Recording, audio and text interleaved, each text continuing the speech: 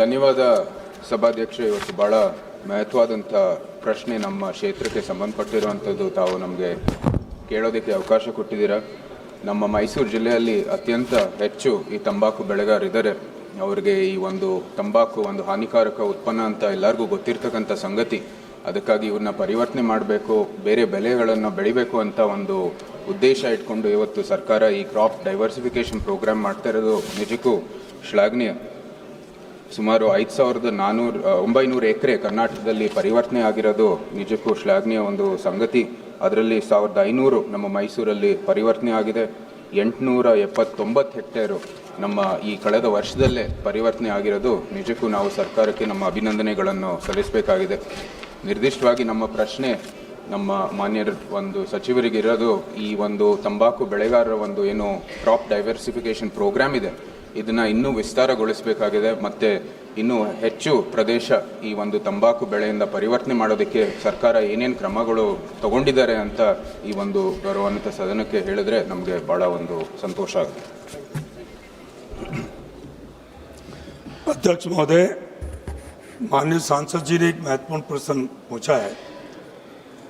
एक तंबाकू एक वाणिज्यिक फसल है किसान के लिए, परंतु हेल्थ डिपार्टमेंट ने ये जब सर्वे किया तो उसमें आया है कि तंबाकू से बहुत बड़ी मानव की समस्या खड़ी हो रही है और विशेष तौर से कैंसर की. इसलिए तंबाकू जो खेती किसान कर रहा है उससे उसको दूसरी फसल के ओर ले जाने के लिए, प्रोत्साहित करने के लिए सरकार ने 5 साल में अनेक काम किए हैं. क्योंकि किसान को बचाना जरूरी है, परंतु मानव को यदि बचेगा नहीं तो किसान की प्रगति क्या काम की.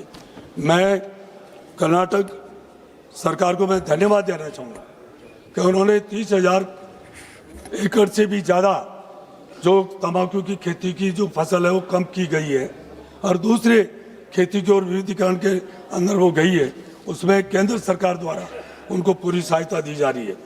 जन स्वास्थ्य को ध्यान में रखते हुए जो ये आंध्र प्रदेश, बिहार, गुजरात, कर्नाटक, महाराष्ट्र, उड़ीसा, तमिलनाडु, तेलंगाना, उत्तर प्रदेश, पश्चिम बंगाल जैसे प्रमुख तंबाकू जो राज्य है, वहाँ फसल में विविधता लाने के लिए विविधीकरण CDP के माध्यम से नई योजना शुरुआत की गई है और उसमें 538.40 करोड़ रुपए की राशि स्वीकृत की गई है.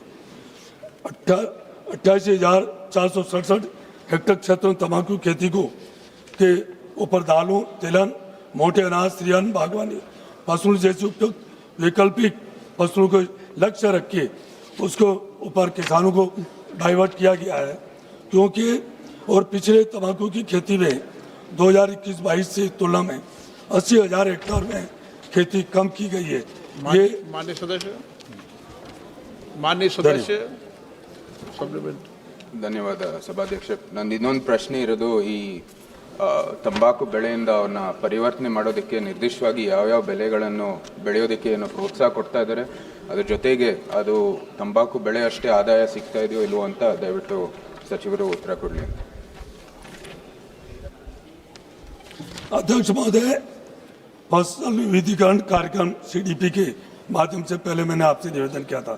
प्रधानमंत्री राष्ट्रीय कृषि विकास योजना PMRKVI के अंतर्गत 13-14 से मूल हरित क्रांति राज्यों, जैसे मैंने कहा जो 10 राज्य है, वहाँ हमने इस कार्यक्रम का उद्देश्य अधिक जल खपत वाली धान, पश्चिम उत्तर प्रदेश और हरियाणा और पंजाब में जहाँ ज़्यादातर पानी की उपलब्धता है और वहाँ फसल की जा रही है, इससे डाइवर्ट करके हम दूसरे दलहन, तिलहन, मोटे अनाज, पोषक अनाज, कपास और कृषि वानिकी जैसी वैकल्पिक फसलों की ओर वृद्धि करने के लिए केंद्र सरकार काम कर रही है.